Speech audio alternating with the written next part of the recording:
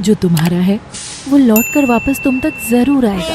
पर कभी सोचकर देखा है, अगर वो तुम्हारा होता तो दूर ही क्यों जाता। और अपने आंसुओं को खिड़की से हवा में उड़ाकर गंगा अपने हाथ से वो लाल चूनर भी उड़ा देती है, जो जाकर गंगा नदी के ऊपर यूं तैरने लगती है जैसे इश्क के दरिया पर तैरता हुआ उन दोनों का प्यार, जो आहिस्ता आहिस्ता डूबता चला गया। और अचानक बस को तेज झटका लगता है और गंगा झटके से होश में आती है। ए गड्डी यहाँ से आगे न जाएगी काकी, तन्ने उतरना है तो इति उतर जा। कंडक्टर ने गंगा की ओर कड़क आवाज में कहा और वो सहमी सी अपने बाल कपड़े सब सही करके वहाँ से उतर जाती है और गांव की ओर चलने लगती है।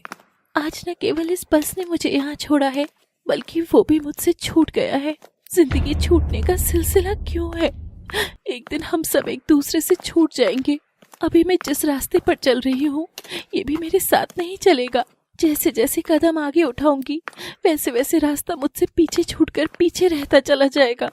गंगा अपने मन के भावों और सीने को थामे घर की दहलीज पर चढ़ ही रही थी कि तभी उसकी माँ वसुधा उसके सामने आ खड़ी होती है।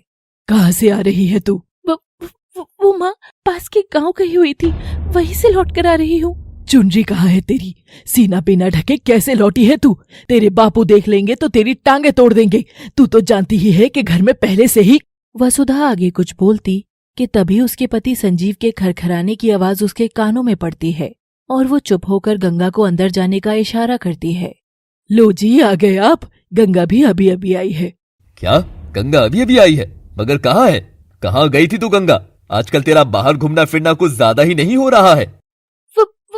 वो बाबू मैं बस पास के ही गाँव। ये पास के गांव में तेरा आजकल ज्यादा ही जाना फिरना नहीं लग रहा है, वो भी लगातार। क्या बात है?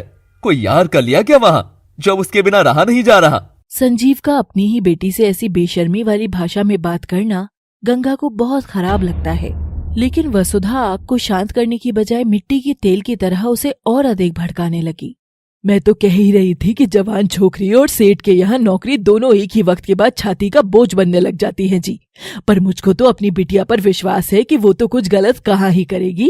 क्यों गंगा, नहीं करेगी ना? गंगा चुप करके हाँ में सिर हिला देती है और अंदर चली जाती है। वसुधा और संजीव दोनों गंगा को घूर रहे थे। इसकी चाल कुछ अजीब नहीं लग रही? आखिर माजरा क्या है? गंगा अपने कमरे की खिड़की पर बैठकर चलती हुई ट्रेन की आवाज सुनती है और पास रखी डायरी पेन उठा लेती है और लिखने लगती है। पटरी की तरह कांप रही मेरी धड़कन। याद है इसे जब पहली बार तुमने मुझे छुआ था? खेत में खड़े धान की तरह मेरा रोम रोम मेरे तन पर यूं खड़ा था। अजनबी, क्या है इरादा तेरा? क्यों तो इस भीनी हवा की तरह इस सांस में छाया है? तू सच है या मेरी कल्पना का कोई साया है? तभी गंगा को बाहर कोई खटर पटर होती है और वो झट से डायरी छिपा देती है और दरवाजा खोलती है। सामने खड़ी थी उसकी बहन अमृता, जो हाथ में बैग थामे हाँफ रही थी। कब से खटखटा रही हूँ, दरवाजा क्यों नहीं खोल रही थी? एक तो वैसे ही बस वाले ने देरी कर दी है। पता है गांव से दूर बस उतार दी, अब वहाँ से सामान खींच कर ला रही हूँ। वैसे तो देखना गांव के आदमी लोग मदद करने आ जाएंगे, पर आज जब जरूरत थी ना तो एक कौवा भी उस ओर नहीं मंडराया। अब तू क्या बुत बनकर खड़ी है यहाँ? हट ना छोटी, अंदर जाने दे। गंगा बिना कुछ बोले ही सब सुन रही थी। वो मोटी मोटी आंखें बिना झपकाए ही साइड भी हो जाती है और अमृता जैसे ही अपने बैग्स रखकर पलटती है, गंगा उसके पीछे खड़ी पाती है। क्या? अब ऐसे क्या देख रही है? तू मुझे डरा रही है गंगा, हट जा रास्ते से, तंग मत कर। और गंगा नम आंखों से सीधे ही अमृता को कसकर गले लगाती है और एक लंबी आह भरती है। जी तुम आ रही हो, मुझे बताया भी नहीं। अरे रो दी तू तो पगली। बस किसने कहा बताया नहीं? 2 दिन पहले ही माँ बापू दोनों को बता दिया था, उन्होंने तुझे बताया नहीं। और हाँ, मैंने कितनी बार कहा है जी नहीं, कॉल मी दी हनी। अब बता क्या हुआ? गंगा अपनी सुबकी को थामे हुए मुंह खोल ही रही थी कि तभी बाहर से वसुधा की जोर से आवाज आती है। अमृता गंगा, अरे ओ अमृता गंगा, एक तो ये छोटी वाली अमृता को सांस भी नहीं लेने देगी। अभी अभी तो आई है जी, ऐसी भी क्या बात करनी है जो इतना चोंच लड़ा रही है? समझ नहीं आ रहा। देखो तो इतनी आवाज लगा रही हूँ, मजाल कोई कमरे से बाहर आ जाए तो। अरे ओ अमृता गंगा, खाना बन गया है, आ जाओ दोनों। चल तू अभी अपने आंसू पोंछ, हम रात में बात करते हैं इस बारे में। वैसे भी कल सुबह मुझे एक दोस्त की शादी में जाना है, चाहे तो तू भी चलना। जी अब मैं, तुम तो जानती हो मेरी दुनिया बस ये खिड़की, बाहर दिख रही सड़क और मेरी डायरी ही है। मैं कहीं नहीं जा सकती हूँ। ओहो, मर जाएगी एक दिन तू इसी दुनिया में पगली। चल खाना खाने तो चल। तुम चलो चीची, मैं बस आती हूँ। और सुनो, तुम तो जानती हो ना, माँ बापू मुझे कुछ नहीं बताते हैं, तो तुम ही मुझे बता दिया करो कि तुम कब आने वाली हो, कब जाने वाली हो। धत, ऐसा नहीं है कि वो बताते नहीं है, हम सब तो एक ही है ना पगली। आजा, चल आजा। अमृता के जाते ही गंगा अपनी छिपी डायरी को समेट कर रखती है और फिर से खिड़की के बाहर का आसमान देखती है। कितना कमाल है वो आसमान का हिस्सा भी, जो तेरे सिर की चादर बनता होगा ना। काश मैं भी तुम जैसी ही हो सकती जीजी, काश। गंगा भी अपनी सारी भावना को समेटकर वहीं छोड़कर कमरे के बाहर चली जाती है। अमृता गंगा थी तो दो बहनें, मगर आखिर उनके बाप ने क्यों गंगा को तो बस इस खिड़की से बांधे रखा और अमृता को शहर की ऊंचाइयों तक जाने दिया। आइए देखते हैं आगे। खाने की टेबल लग रही थी। अमृता खाते हुए अपने बापू से बात करती है। गंगा तब तक बाथरूम में हाथ मुंह धो रही थी, मगर इन सब में वो अभी भी सीने पर दुपट्टा लेना भूल गई थी। बापू, मैं क्या सोच रही थी, क्यों ना कल की शादी में मैं छोटी को भी ले जाऊं। संजीव ये सुनते ही हंसता बाद में है, खांसता पहले है। इसे अपने साथ कोई दरकार नहीं है, ये घर संभाल ले वही काफी है। तू जा, अपने मजे कर। वॉट मजे बापू, जाने दो ना। सोचो, हम दोनों बहनें साथ कितना मजा कर सकते हैं। वैसे भी बेचारी घर से कमरा, कमरे की खिड़की तक यहीं तो रहती है, कभी तो और कुछ भी देखे। अमृता की गंगा के लिए इतनी बढ़ती हुई चिंता देखकर वसुधा भी चुटकी लेती है। आहा, इतनी सी दुनिया, तेरी लाडली की दुनिया कुछ ज्यादा ही बड़ी हो रही है अब, जो गांव के बाहर से बस लेकर आजकल इसका पास के गांव में जाना आना लगा हुआ है। पूछ तो वहाँ क्या बसता है इसका, कौन यार कर रखा है, पूछ तो। और आज तो सीने से। अब वसुधा अपनी बोली धीमे कर लेती है। सीने से क्या? बोलो भी, क्या बोलो अमृता की माँ, क्या कांड किया जिसने? ए जी, आपके आगे क्या बोलूं, अब आप बाप रह गए। आज ये घर बिना दुपट्टे के लौटी थी। बस संजीव ने इतना ही सुना और उसकी आंखें लाल होकर चढ़ने लगती हैं। गंगा हाथ धोकर बाहर आकर सब माजरा अपनी आंखों से देखकर अब बात बढ़ने से थोड़ा डर रही थी। हमारे घर की इज्जत को कहीं छोड़कर सीधे ये बिना दुपट्टे के आ गई है। वसुधा, मेरी छड़ी कहाँ है? आज बहुत दिनों बाद इसे लाड करूंगा, तब जाकर इसकी अकल ठिकाने आएगी।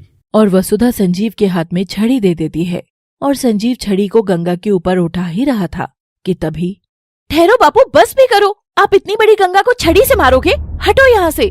यूं तो संजीव की अकड़ के आगे कोई भी बोल नहीं पाता था, लेकिन अमृता उसकी लाडली थी, इसलिए संजीव उसके कहने पर रुक भी जाता है और अमृता उसके हाथ से जाकर छड़ी छीनती है और फेंक देती है। गंगा, मेरी ओर देख, गंगा, मेरी ओर देख, तू घर बिना दुपट्टे के आई थी, बोल गंगा। ची। और गंगा के मुंह से कुछ और शब्द फूटता कि तभी अमृता एक करारा चाटा उसके गाल पर जमाकर रसीद कर देती है। घोर सन्नाटा छा गया था। बापू की इज्जत का थोड़ा तो ख्याल रख तू गंगा, अब बच्ची तो तू रह नहीं गई है, सयानी हो गई है, तो सीने से लाज हटी कैसे? कुछ हुआ था क्या, मुझे बता, कहीं किसी ने कुछ। अब अमृता के अंदर गंगा को वसुधा की झलक नजर आ रही थी। वो अपने बाप के आगे इन सवालों से लजा रही थी। जहां अमृता खुद जीन्स टॉप में खड़ी थी, और टॉप वो भी ऐसा जिसमें से कमर और नाभि तक झांक रही थी, लेकिन किसी को अमृता की कमर और नाभि पर नजर नहीं मारनी थी। बस गंगा के सीने पर दुपट्टा क्यों नहीं था, इस विषय पर बातें बनानी थी। गंगा अमृता से अपना हाथ झटक कर रोते हुए भीतर चली जाती है और खूब फपकती है। देखा तूने, बड़ी बहन कुछ बोल रही है और ऐसे भाग गई। ये ना आजकल बिगड़ रही है अम्मू, मैं कह रही हूँ जी, इसके हाथ पीले करवा दो। ओहो माँ, अब तुम शुरू मत हो, मैं बात करती हूँ इससे। बात बात पर ये हाथ पीले, नीले, गुलाबी, लाल करने पर उतारू रहती हो। अमृता अपने कमरे में जाती है और देखती है कि गंगा करवट मोड़े सुबकते सुबकते सो गई है। अमृता उसे देख मुस्कुराती है और कंबल ओढ़ाकर सिर सहलाती है। मेरी चुईया, सो जा। अमृता भी सोने आ गई थी। वो करवट बदले सो रही थी कि कुछ देर बाद गंगा उसकी ओर होती है और उसे पीछे से कसकर झप्पी देती है। दोनों बहनें एक दूसरे को थाम लेती है। अरे, तू सोई नहीं अभी? चीची, क्या मैं भी चलूं कल तुम्हारे साथ उस जगह? आज इतने सालों में पहली बार गंगा ने कहीं जाने की बात कही थी। ये सुन अमृता खुश होती है और उसे साथ ले जाने को राजी हो जाती है। पर तू पहनेगी क्या? मैं ये बेरंग कपड़े तो तुझे कभी नहीं पहनने दूंगी। कोई ना, एक ढंचाक सी ड्रेस है मेरे पास, अभी तू सो जा। सुला तो चीची। और अमृता अपनी छोटी बहन को सहलाकर सुलाने लगती है। दोस्तों, ये कहानी दो बहनों की नहीं, बहुत सारे रिश्तों की है जो बिजली के महीन तारों की तरह ऐसे उलझते चले गए जो अब छेड़ने भर से करंट मार सकते हैं। अब कल अमृता गंगा के साथ क्या होने वाला है ये तो हम आगे ही जानेंगे, पर मुझे लगा हमारे दोस्त इतना इंतजार करने लगे हैं तो मैं अब से आपको अगले भाग की एक झलकी यहीं दे दिया करूं। कैसा लगा मेरा विचार तो देखिए।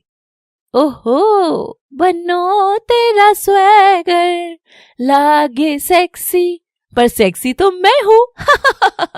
अरे देखो देखो ये बेहोश हो गई है, देखो उधर अमृता तेरी बहन बेहोश पड़ी है। अमृता दौड़कर देखती है तो गंगा फर्श पर बेहोश हालत में पड़ी थी। अब देखिए आखिर क्या कहानी है अमृता गंगा की और कैसे होगा सफर शुरू बिन ब्याही माँ का। दोस्तों ये नई कहानी भी नए रंग की होगी, प्लीज प्यार देना हक से मांग रही हूँ और लगातार देखते रहिए love city. Thanks for watching. Please do like share subscribe and comment.